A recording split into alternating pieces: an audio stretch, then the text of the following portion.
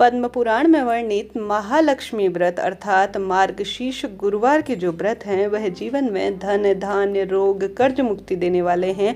जीवन में लग रहा हो कि कहीं न कहीं किसी न किसी स्वरूप में वैवाहिक अड़चन है, धन संपदा की कमी है, पुत्र पौत्र इत्यादि में वृद्धि नहीं है या किसी न किसी स्वरूप में जीवन बहुत अधिक प्रभावित है, तो आवश्यक रूप से पद्म पुराण में वर्णित मार्गशीर्ष माह के गुरुवार जो कि माँ लक्ष्मी को समर्पित व्रत होते हैं, खासतौर पर इस महीने किए जाते हैं, आप सभी को करने चाहिए। इस वीडियो में जानेंगे कैसे इसकी पूजा विधि होती है, उद्यापन के नियम, कितने व्रत करें, किस तरह से आप व्रत का संकल्प लें, मासिक धर्म हो जाए तो व्रत कैसे करें, पूरी जानकारी दीपदान इत्यादि से लेकर संपूर्ण नियमों की पूर्ण रूप से जानकारी इस वीडियो में प्राप्त होगी। जय माँ लक्ष्मी दोस्तों, ओम श्री विष्णवे नमः। आप सभी जानते होंगे गुरुवार श्रीहरि विष्णु को समर्पित दिन होता है। गुरु ग्रह मजबूत होता है तो जीवन में सदा सर्वदा खुशियों के भंडार भरते हैं। परंतु शास्त्र प्रमाण कहता है कि जो मार्गशीर्ष माह में पड़ने वाले गुरुवार होते हैं उस दिन माँ लक्ष्मी की विशेष पूजा की जाती है और उनके निवृत्त व्रत किए जाते हैं। तो ऐसी स्थिति में आप सभी को आवश्यक रूप से इस वर्ष व्रत करने चाहिए। मात्र 4 व्रत आते हैं मार्गशीर्ष माह में गुरुवार के, जो कि 30 नवंबर से शुरू होते हुए प्रथम 30 नवंबर को पड़ेगा, दूसरा 7 दिसंबर को पड़ेगा, तीसरा गुरुवार का व्रत 14 दिसंबर गुरुवार को होगा, चौथा जो गुरुवार होगा वह 21 दिसंबर के दिन इस वर्ष पड़ेगा। जैसा कि आप सभी जानते होंगे मार्गशीर्ष माह 28 नवंबर 2023 से शुरू हो गया है, जो कि 26 दिसंबर 2023 तक रहेगा। यह महीना अपने आप में सब कामना सिद्धि के लिए माना जाता है। इस वर्ष अगर आप सभी नया मार्गशीर्ष महीने का गुरुवार का व्रत शुरू करना चाहते हैं, कुंवारी लड़की हो, सुहागिन महिला हो, महिला पुरुष कोई भी इस व्रत को कर सकते हैं। असीम कृपा जीवन में से प्राप्त होती है। तो आप सभी आवश्यक रूप से नया व्रत शुरू करना चाहते हैं तो जरूर से करें। कोई भी मन में कामना हो सभी के लिए किया जा सकता है। अब इसकी सरलतम विधि जान लेते हैं। ब्रह्म मुहूर्त में इस दिन आप गंगा जल मिश्रित जल से ओम महालक्ष्मी नमो नमः या ओम नमो भगवते वासुदेवाय इस महामंत्र का जाप करते हुए अपने दिन की शुरुआत करें। ब्रह्म मुहूर्त में अपने दिन की शुरुआत करें। स्नान इत्यादि से निवृत्त होकर पीले रंग के कपड़ों का चुनाव करें। साथ ही मस्तक पर तिलक हल्दी के रूप में जरूर से आप सभी लगाएं। नहाने के पानी में भी 1 चुटकी हल्दी डालकर सबसे पहले आप सभी घर के दरवाजे पर पूर्ण रूप से जल का छिड़काव करें और घर के दरवाजे पर हल्दी मिश्रित जल छिड़कना बहुत लाभदायक होता है। नकारात्मक ऊर्जा का नाश कर माँ लक्ष्मी के आगमन के लिए मार्ग प्रशस्त करने का। घर के मुख्य द्वार पर सुंदर आटे की और हल्दी की रंगोली बनाएं। चौमुखा दीपक माता लक्ष्मी के नाम का लगाएं या सामान्य दीपक भी लगा सकते हैं, इच्छा आपकी है। अब आप अपने घर के जहाँ पर भी पूजा स्थल है वहीं पर भी एक चौकी विराजमान कर लीजिए। गणेश जी महाराज को विद्यमान कर चाहे तो सुपारी के स्वरूप में रखें, चाहे तो मूर्ति प्रतिमा रखें, इच्छा आपकी है। माता लक्ष्मी को कलश के रूप में इस दिन विराजमान किया जाता है। स्क्रीन पर आप देख पा रहे हैं। आप सभी को एक कलश लेना है, गंगा जल भर लेना है, चाहे तो माटी का लें या तांबे का कलश लें, इच्छा आपकी है। पूजा विधि बहुत सरल होती है। कांसे के लोटे को ही माँ लक्ष्मी के स्वरूप में स्थापित किया जाता है। आप सभी को आवश्यक रूप से उस कलश में गंगा जल भर लेना है और उसके मुख पर मौली बांधें और स्वास्तिक का निर्माण करें लोटे में, और साथ ही उसके अंदर हल्दी की गांठ, 1 रुपए का सिक्का, कुछ दाने पीले चावल हो तो अत्यधिक शुभ है उसमें डालें। साथ ही आप सभी आवश्यक रूप से एक दूर्वा और फूल डालकर माता लक्ष्मी के सरल से मंत्रों का उच्चारण कर कलश की स्थापना माता लक्ष्मी के प्रतिमा फोटो विराजमान कर रहे हैं तो उसके दाहिने तरफ करें, नहीं तो इसके ऊपर आप साधारण सरल तरीके से आम के पल्लव लगाकर या अशोक के पल्लव लगाकर उसके ऊपर श्रीफल अर्थात जो माता लक्ष्मी का स्वरूप है उसे विराजमान करें।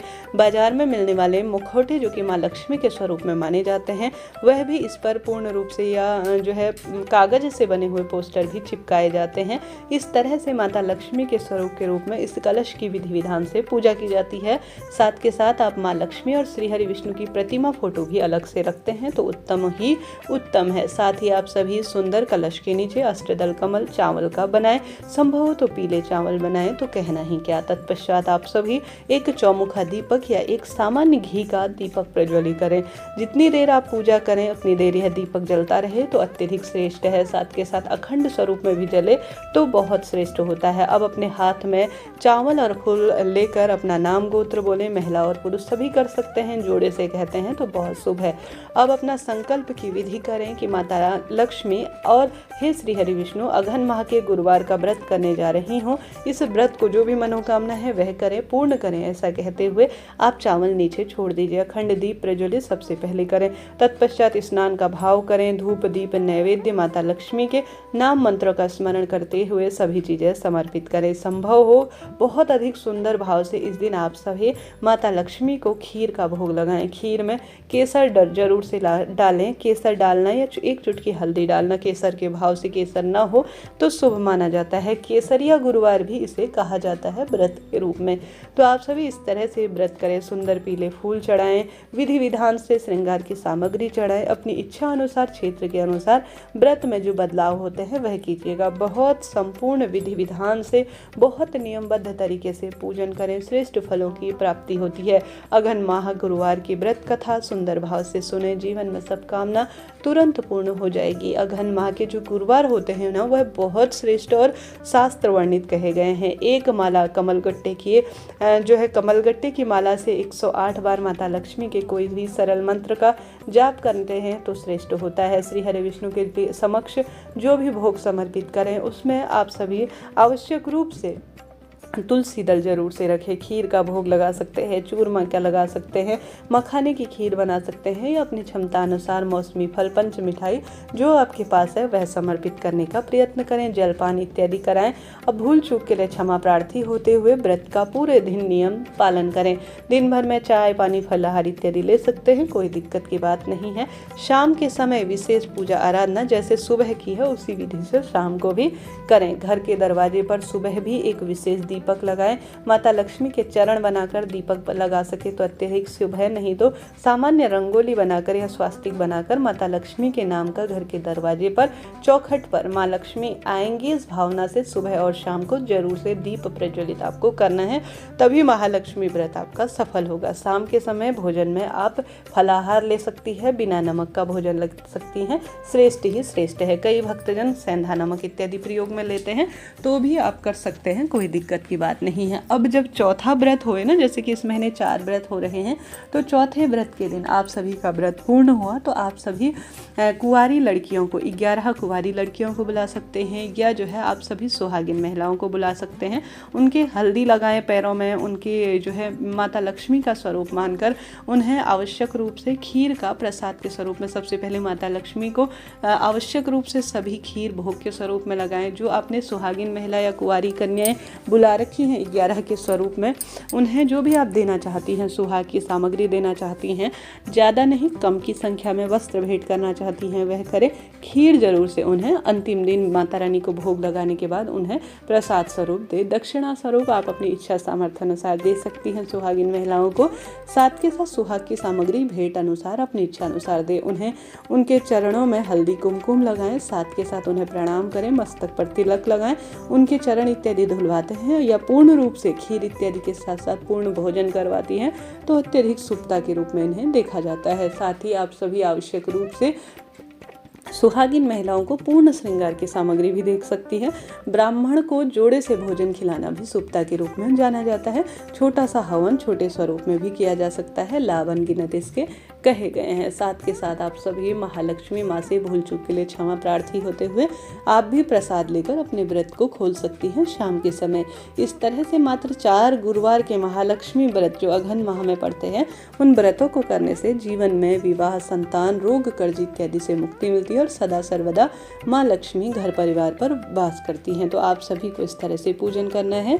गुरुवार का दिन है तो आवश्यक रूप से केले वृक्ष का भी पूजन करें। श्री हरि विष्णु के निमित्त आप सभी जो है विष्णु सहस्त्र नाम का पाठ कर सकती हैं। महालक्ष्मी माता के कोई भी सरल से मंत्र के साथ साथ उनसे संबंधित कनकधारा स्रोत इत्यादि का पाठ करना भी बहुत शुभता के रूप में जाना जाता है। इस तरह से आपको कार्य करने हैं, नियमों का पालन करना है। मासिक धर्म आ जाए तो आप सभी अगली बार जो है व्रत का उद्यापन करें, अर्थात जो अब गुरुवार आएगा ना अघन माह समाप्त होने आने के बाद, तब भी आप सभी कर सकती हैं व्रत का उद्यापन, कोई दिक्कत की बात नहीं है। इस तरह से इसकी संपूर्ण विधि होती है। कई भक्तजन पूरे साल भर में भी व्रत करने का संकल्प लेते हैं अपनी क्षमता सामर्थ्य अनुसार। आप चाहें तो सिर्फ अघन माह अर्थात मार्गशीर्ष माह के गुरुवार का कर सकती हैं।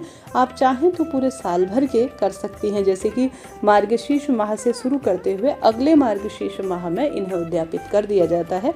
इच्छा, सामर्थ्य और अलग अलग क्षेत्रों के अनुसार यह बदलती है। इस तरह से यह जो है सुंदर वीडियो आपके लिए उपयोगी रहा हो तो लाइक करें, शेयर करें। कोई सवाल हो तो पूछ लीजिएगा। आपका अपना चैनल है, सभी सवालों के जवाब आप प्राप्त करेंगे। जय माता दी।